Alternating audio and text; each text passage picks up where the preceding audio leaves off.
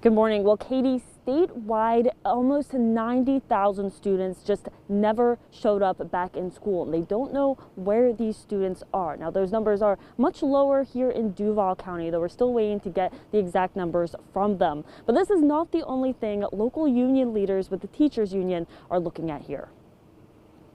They did a hearing in the legislature this past week talking about a lot of the districts going to be cutting millions and millions and millions of dollars because the students are gone. And first of all, where are the students? The legislature's Office of Economic and Demographic Research finds almost 90,000 fewer students are enrolled in public schools than were accounted for in the budget.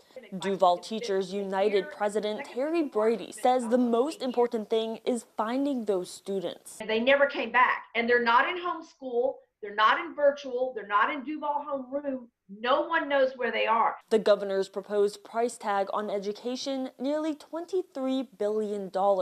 It includes a $50 million increase for teacher salaries. The governor's goal from last year to get teacher base pay to $47,500 puts base pay at one of the highest in the country, but leaves veteran teachers without large pay increases.